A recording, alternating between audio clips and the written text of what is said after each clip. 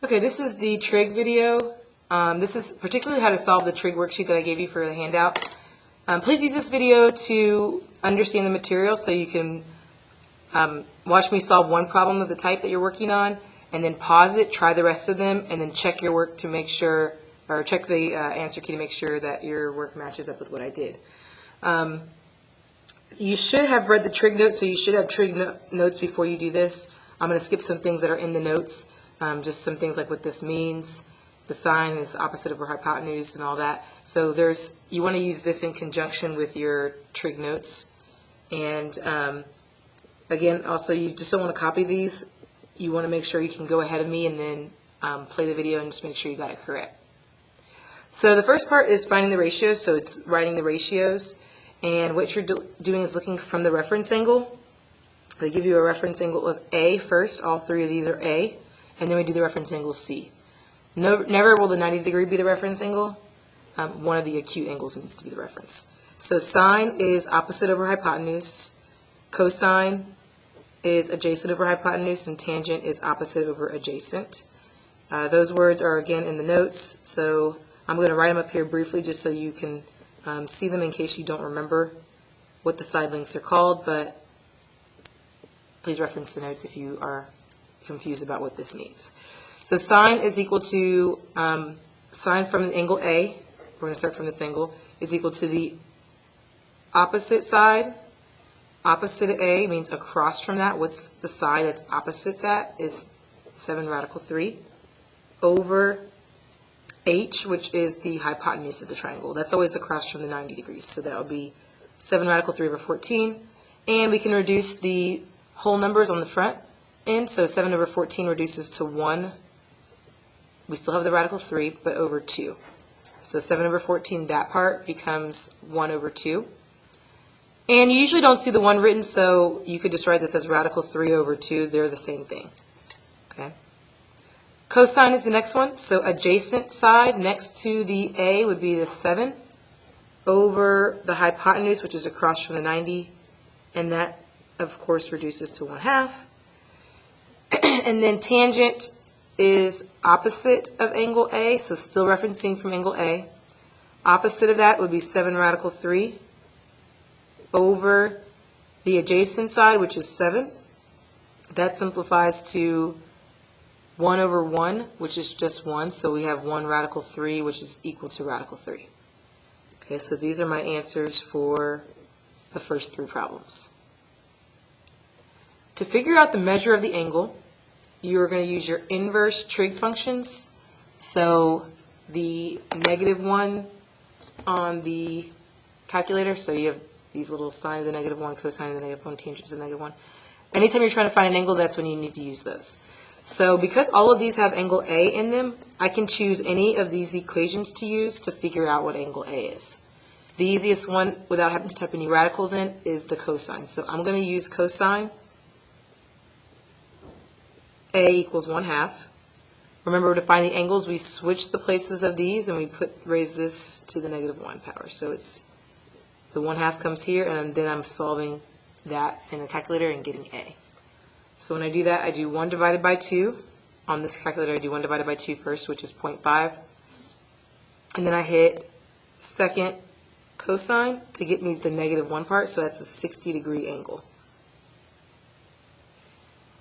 Okay, then we do the same thing for 4 through 6. If you got that part, just try 4 through 6 on your own, and then scroll to make sure you got the right answers. So scroll to a freeze pane where all the answers are filled in. I'm actually going to show you on another calculator as well.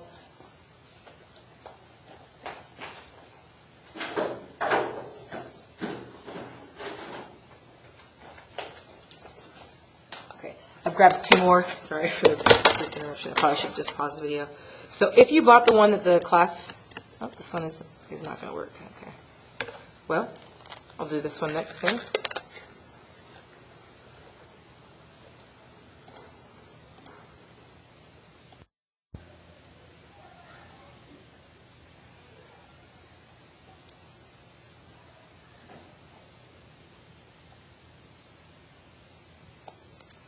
Okay, I'm not sure what happened, if I froze it or not.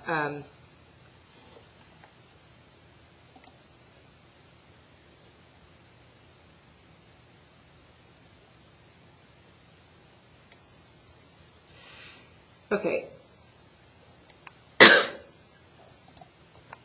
Sorry, continuing on. If you have one of these calculators to type this in, you would type it in as you see it. So you hit second cosine, and then type in 1 divided by 2, and that'll tell you it's 60 degrees. Okay. So your calculator either does it this way, where you have to type it in like I did before, where you have to get the 1/2 part first, which is 0.5, and then hit second cosine, or the other way. So just make sure you see which way gives you 60, and you can tell which way is correct. Okay, so sine from C, this time we're going from C, so I'm going to use a different color pen.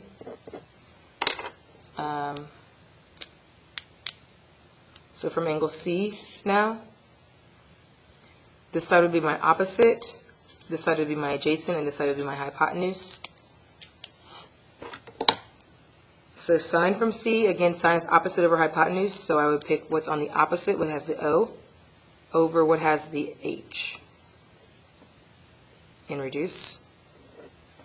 Cosine is going to be adjacent over the hypotenuse, so I would do 7 radical 3 over 14, and we're going to simplify that, so it's radical 3 sorry, over 2. Okay, and the last one, C, is opposite over adjacent, so it's 7 over 7 radical 3.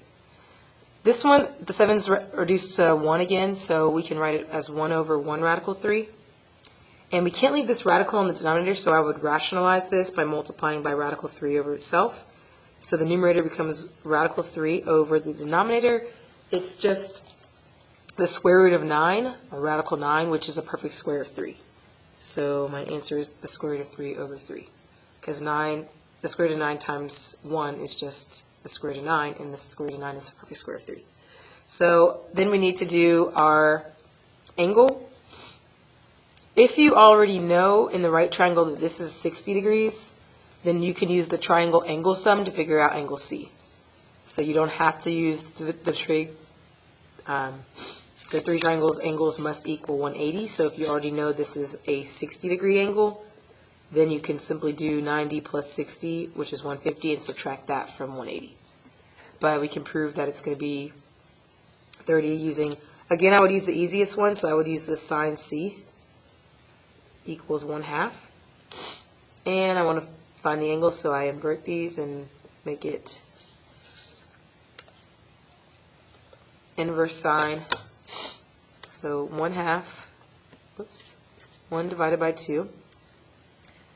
Second sine is 30 degrees. Or on the other calculator, second sine, 1 divided by 2. 30 degrees. Okay. 7 through 9, you're just finding the value of each expression and rounding the answers to the nearest tenth. So you're just typing in the sine of 30, and it's 0.5. Don't round that anything anymore because it's already in the tenth. And do the other ones as well.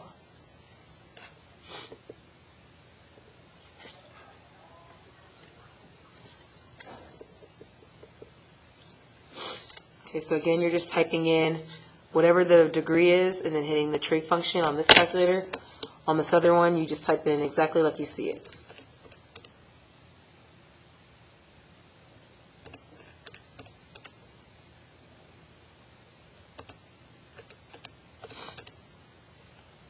Okay. All right, moving on to finding the measure of the acute angle. So we're finding the measure of an angle, which means we're going to be doing these inverse trig functions.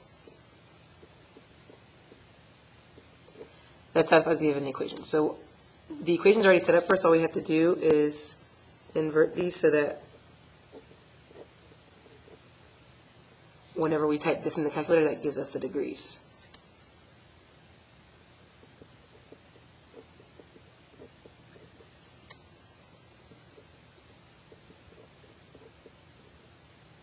Okay, so go ahead and use your calculator to make sure you can get those.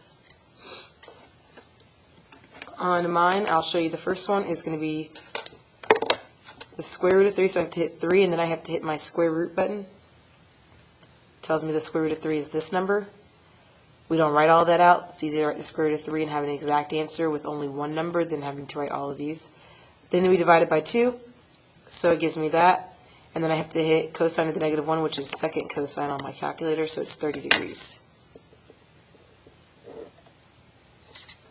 Okay, on the other calculator, I type it just like I see it for the second one, and it tells me that one's 30 degrees. And the last one,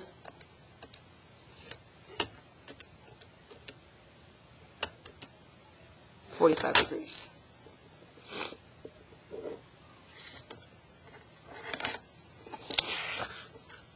Okay, now we're on to the using trig to find the missing sides, because all these are sides. Well, actually there's some angles missing too, so we can use angles or sides. Round again to the nearest tenth. So make sure you're rounding to whatever they say, or else the answer is technically incorrect.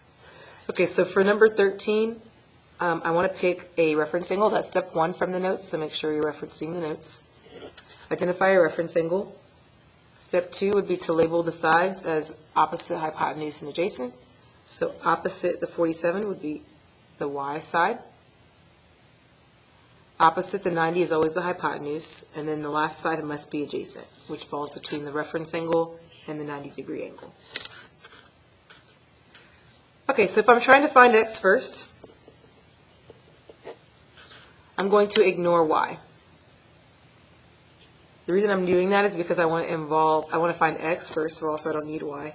And if I only need 2 sides to use a trig equation. So I already know the 16, so I need to use that side. And I would use, in this particular problem, a and h. So I'm looking for which trig equation uses a and h. Let's replace the pencil here. So again, it's so, ka, toa.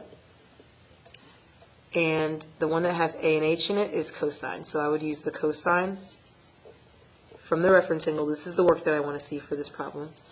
Equals a over h. So a side is the x. That's on the a side. Over h side is 16. So please show this equation with which trig equation you picked and the degree and the variable and the number. After that, I need to see the rest of it besides the answer, but this part I do want to see that you knew which equation to use. Okay, to solve this for x, I need to multiply both sides by 16. That cancels it on this side, so I just get x is equal to, and then I just type this into my calculator. So I have 16 times. On this calculator, I have to hit the 47 right before I hit the cosine, so I have to tell it what to take the cosine of. So 47 cosine. And then I can tell this isn't really a reasonable answer, 0.6. So this is probably just the cosine of 47. And the way that I can check that on this other calculator, since I have 2, is I just do cosine of 47. So that's just giving me the cosine of 47. I still have to hit the equals button to figure out what the value of x is. So it's 10.9. That's a more reasonable answer if the hypotenuse is 16. Also, what you want to look for is the fact that if this is the longest side, these cannot be bigger than 16, or you did something incorrectly. Okay, for y, we have I'm going to ignore x to find y, so I want to only use 2 sides. So we have something on the o and the h side, so I would look here for o and h. So sine. So I'm going to use sine of 47. That's my reference angle. That's where I labeled from, so that's where I have to put. Whichever angle you label from, that's why the reference angle is important. It's because if I labeled from this one, this wouldn't be the O side anymore. So from this angle, that's what the 47 goes in. That is the reference. Y is the opposite, and the hypotenuse is 16. So again, I'm going to be multiplying to get y by itself and evaluating that in the calculator. 16 times 47 sine, so I'm telling the computer what to sine. That's just the 47 sine part. Then I have to hit equals. So 11.7 is a reasonable answer for this problem. Okay.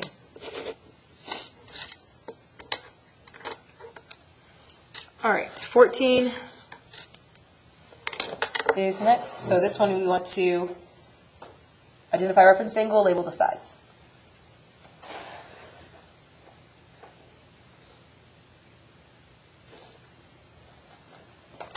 Okay, I'm back. So from the 61, I'm going to pick that as my reference angle. I'm going to label my sides. Opposite of that is 13. Across from the 90 is always the hypotenuse. That means the last side is adjacent. If I want to do x first, I'm going to ignore y and look to see that I have something on O and H side, so I'm going to be using sine.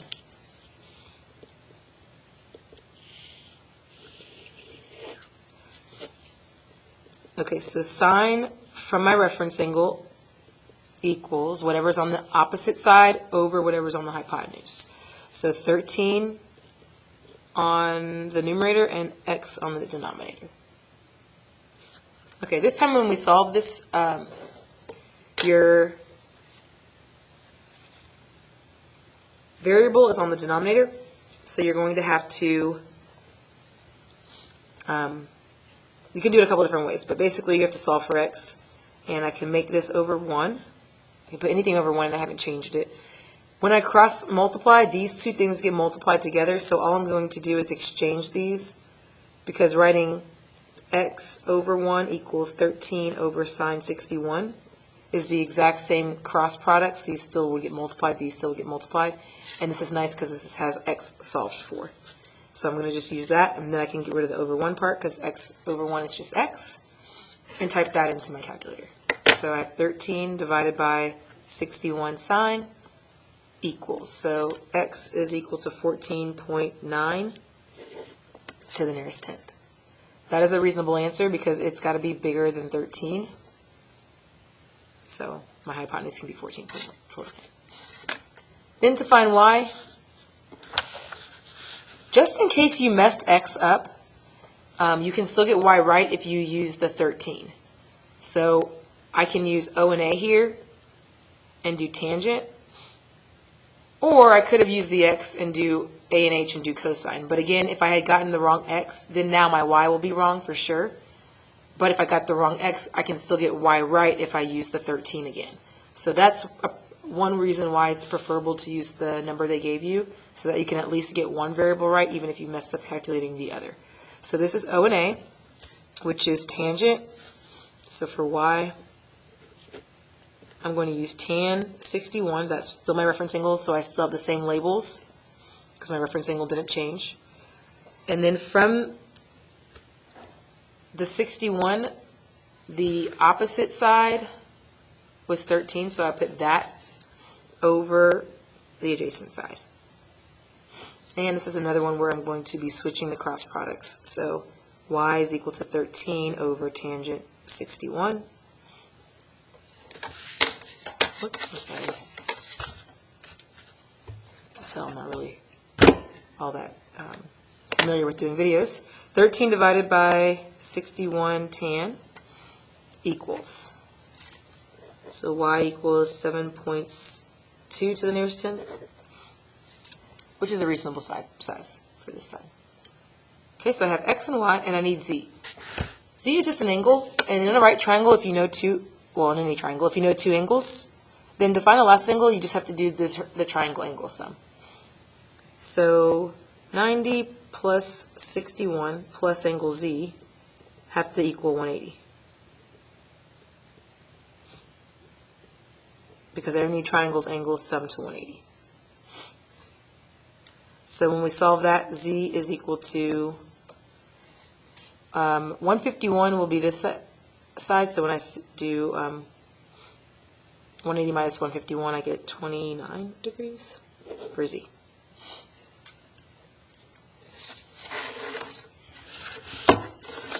We're at 20 minutes. Wow.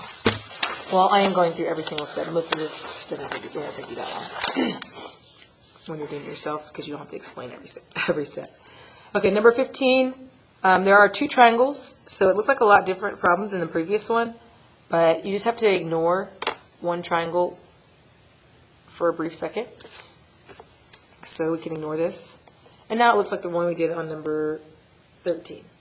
So we can find x or y first. It doesn't really matter, so I'll just go ahead and label all the sides and then I'll pick one to start with. So reference angle 35, the y is across from that, so it's the opposite side. Across from the 90 is the hypotenuse, and then the adjacent side's always bordering the reference angle in the 90, so it always touches both of those. Okay, and then we are going to we'll start with x. So x involves the 25 and the x, so a and h. Oops. So that's a and h for x, so I'm going to use cosine. I'm going to do it up here because there's a little bit of space. Cosine of the angle, the reference angle, equals, its cosine is adjacent over hypotenuse. So adjacent over hypotenuse. So x is going to be 25 over cosine 35 when we flip these places. 25 divided by 35 cos equals 30.5.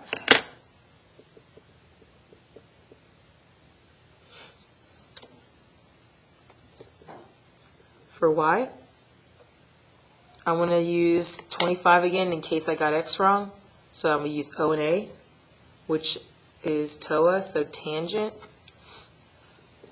35 equals O over A. It's always O over A, so y over 25. This is one where I'm just going to multiply. I just need to multiply. So you're going to be multiplying, or you're going to take the number and divide by the trig function. Okay, so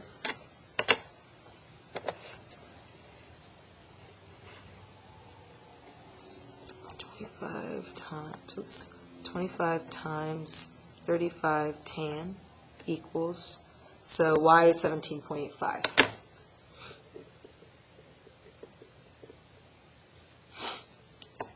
And to find z. Okay, now z is on this triangle, so I have to relabel. So this may not be the opposite side anymore from the reference angle. A reference angle of 50, so looking across from that, actually it's still the O side, so that's good. So this is still the opposite. This is the hypotenuse. And I don't have anything on this side, so I don't care to label it. This time I do have to use the y, so I hope I got this one right. It was a reasonable answer because x was the longest of the sides and it was the hypotenuse, and y was shorter than that.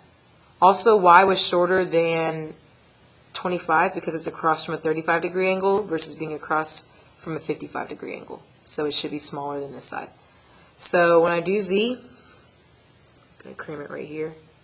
You can do these on a separate sheet because there's really not a lot of space, but I just want you to be able to see the problem. So for z, I would do O and H, and that is going to be sine 52. That's my new reference angle. So this time it's different than the other two times. We used the 35 as our reference angle because we were on the left triangle. Now we're using the 52.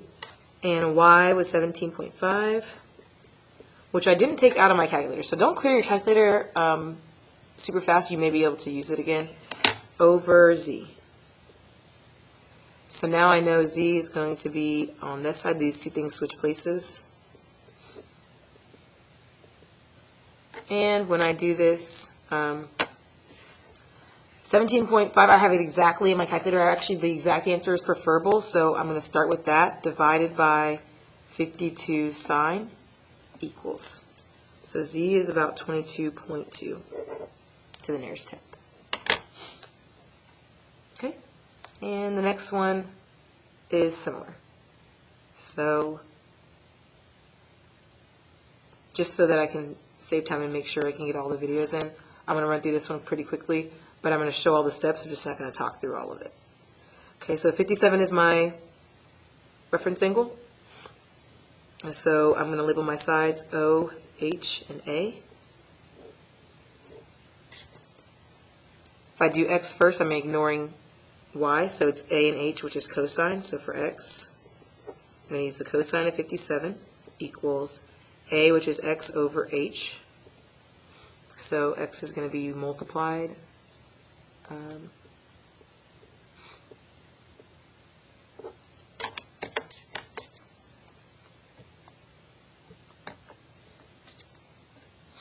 17.4. That's reasonable, less than 32. Okay, for y,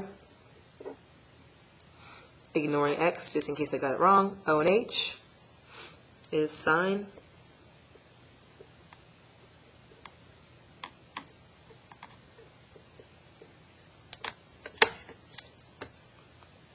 32 times 57 sine equals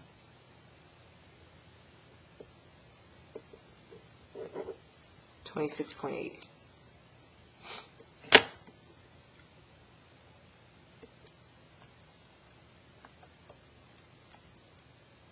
Okay.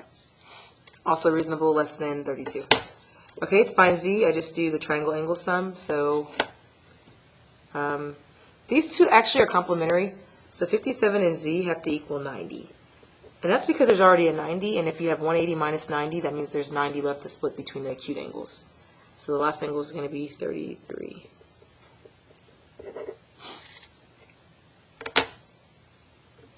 Okay, and then to do the last part of the triangle pictures before the word problems, we're finding the missing angles. So we're going to be doing those inverse trig functions.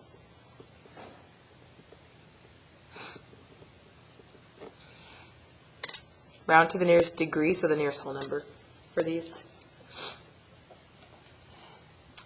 So we can pick whichever variable to be our reference angle, but we do need to pick one so that we can label the sides correctly as OH and A. So I'll just pick Y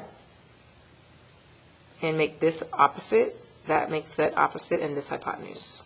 So I'm going to be doing the sine for Y. I'm going to be doing the sine of Y. So the reference angle goes after the trig function every time, even if it's a variable or value. And then you put the opposite over the hypotenuse every time, variable or value. Okay, so we get y sine 30 is, sine y is equal to 22 over 37. And then we use the inverse and solve for y. So 22 divided by 37 gives me 0.59. Second sine tells me the degree is 36 to the nearest degree, because I look at the 4, and since it's a 4, I leave it as a 6, so 36 degrees, which means this one's going to be 54. And for x, you don't need to calculate anything besides subtracting these from 180. So again, for x, just need to do 90 minus y.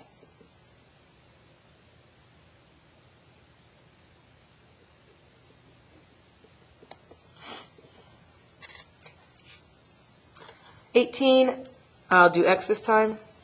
So this is opposite and adjacent. So it's tan for x.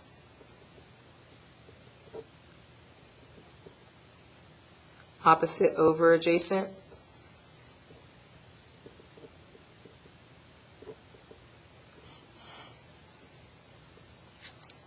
Plugging that in, we get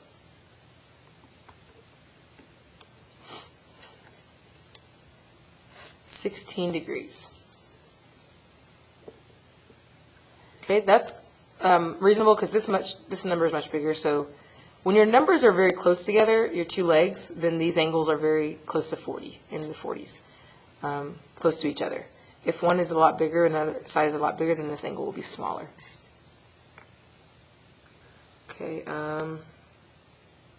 90 minus 16, so that's 74 for y. Okay, and then the next one.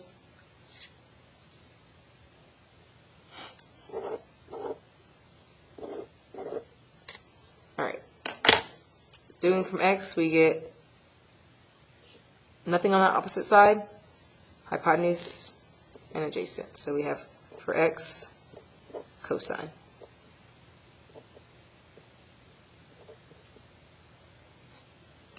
A over h, so 16 over 25.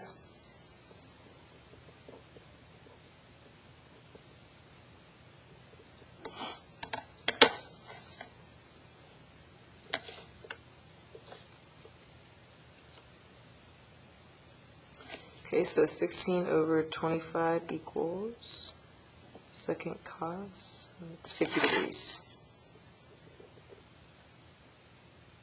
which means y will be 40. And 20, we jazzed it up a little bit, so you could pick any trig function to do, okay, because all three sides are given. So we can go from y, we went from x, remember it other times, let's go from y. Well, we did one from y at the beginning. So O, A, and H. I like using sine for some reason. So I would do opposite and hypotenuse.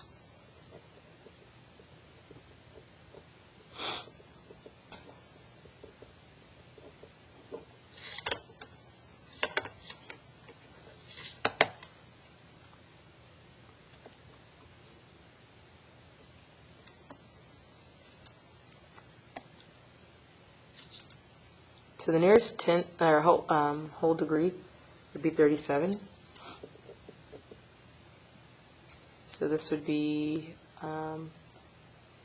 53, 8, 9, 10. Okay. Solve each problem using trig ratios, round lengths to the nearest tenth, round lengths to the nearest tenth, and then round measures, angle measures to the nearest degree. Draw a picture. Make sure we draw a picture to represent each problem. So a kite is flying 115 feet above the ground. So it's above the ground, so they're saying this is the ground level. The kite is 115 feet above the ground. The length of the string to the kite, so let's say a person's over here holding it, the length of the string to the kite is 150 feet. So you do have to use a little bit of like logic to do setup for word problems. Okay, measure from the ground. So the person is basically holding it to the ground, which is kind of what's represented here. Find the angle to the nearest degree that the string, this is the string, makes with the ground. So the string in the ground would be, this side would be the ground. So the string in the ground is this angle x. Okay, so now that we have our problem, we just do the trig.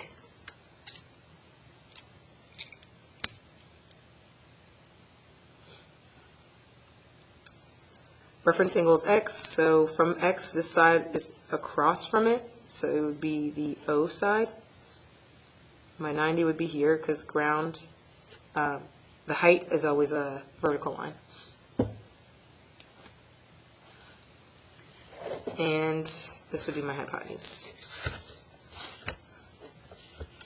So I'm going to use sine, which sine from the reference angle is equal to opposite over hypotenuse. And I'm looking for an angle, so I switch these and use the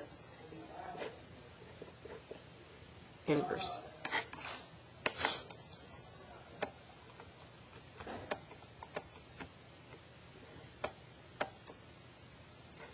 degrees. Again, they told us for the round the measures of the angles to the degree, nearest degree.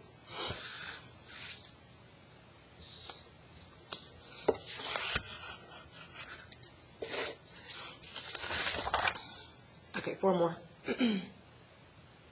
To the nearest degree, what is the angle formed? So we're going to be looking for a degree. What is the angle formed with the ground? By a 32-foot ladder that is leaning. So the ladder is leaning, means it looks like this.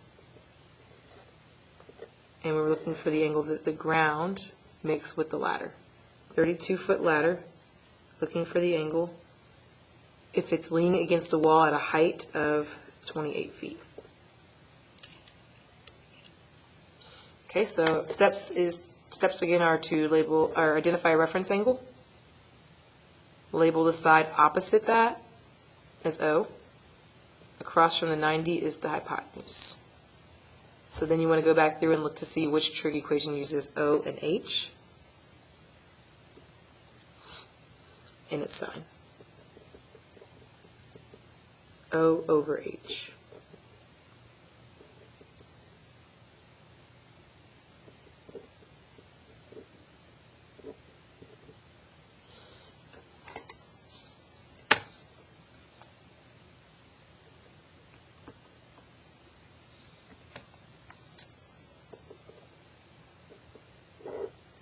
So 61 degrees.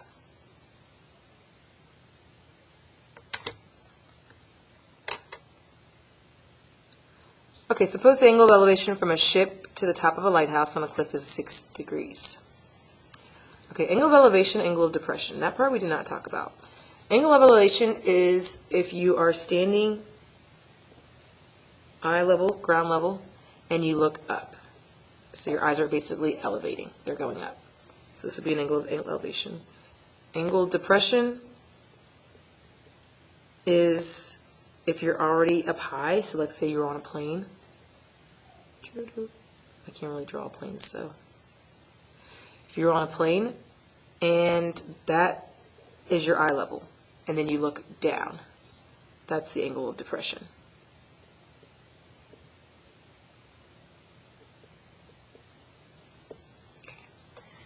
Angle of elevation and angle of depression are alternate interior on the same triangle, but that's not really relevant for now. So suppose the angle of elevation from a ship. Okay, the angle of elevation from a ship to the top of a lighthouse, to the top of a lighthouse on top of a cliff. So you got a cliff with a lighthouse on it, and the angle of elevation is 6 degrees. The lighthouse is 60 feet tall, and the cliff is 250 feet high. Find the distance from the ship to the base of the cliff. Okay, so what this triangle looks like, because it's a messy picture, is we're going to be combining the cliff and the lighthouse lengths. So 2,500 or 250 plus 60 would be 31, and then so 310 and 6 degrees. And we want to find the distance from the ship. So we're looking for this side, the ship to the base of the cliff. Okay, we set up enough of these where I feel confident to just write the equation and not do all the extra work. So it's going to be tan 6 equals 310 over x. Then I'm just going to solve all that in the calculator.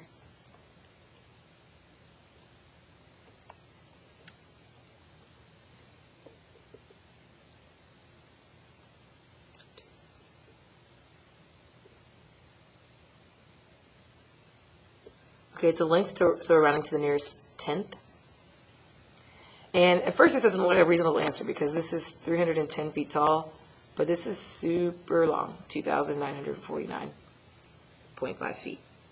But this angle is very tiny, 6 degrees, which means that the ship is a long way away since it's a very small angle, and this will be a big angle. So since there's a big disparity in these two angles, this will be a very different length than this, much bigger. Okay, so that is the right answer. Okay. Angle of depression from a hot air balloon. So we got a hot air balloon in the sky. Its ground level, its eye level is straight out. The angle of depression means this angle here. To its target landing, so we'll just say this is its target landing, is 12 degrees. If the balloon is 175 feet high, find its distance along the ground from the target. Okay, this is the first one we've done where the angle is not inside of our triangle. But your eye level with the angle of depression that it makes and the ground are parallel to each other. Okay, so we always assume for angle of elevation depression that you're looking straight and then either down or up. So depression you would be looking straight and then down, elevation you'd be looking straight and then up. So this 12 is alternate interior with this angle. So this is actually going to be a 12 degrees as well. So when the lines are parallel, alternate interior angles are congruent. So we are looking for the distance measured along the ground from the target, x. So it's tan again, a lot of tan ones. So this is just an angle bend, it's a 12-degree angle. So tan from the angle, the reference angle, is 175 over x.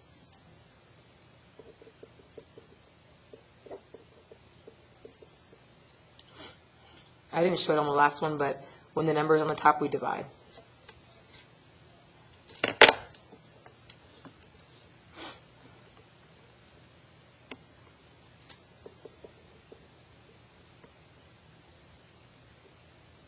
This is the side length, so we go to the nearest tenth. So take 23.8. Again, a very small angle, so we'll have a very large side across from this bigger, much bigger angle. The angle of depression from an airplane, I don't know why I draw it like that. The angle of depression from an airplane flying at an altitude, so that means height, that's just fancy for height. We talked about that. So from 5,000 feet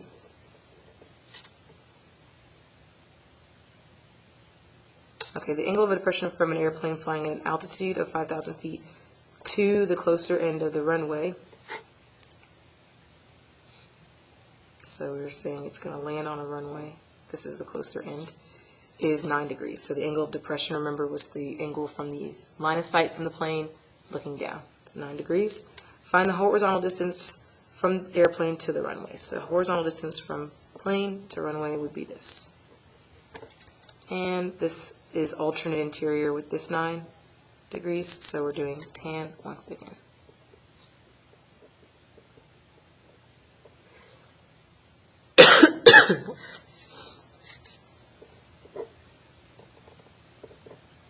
Opposite over opposite over adjacent. So if the number's on the numerator, we're going to be dividing.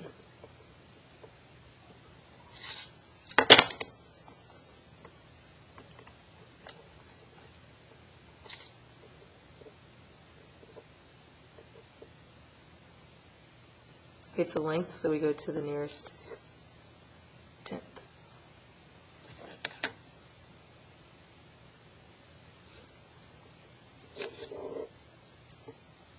Okay, that's it.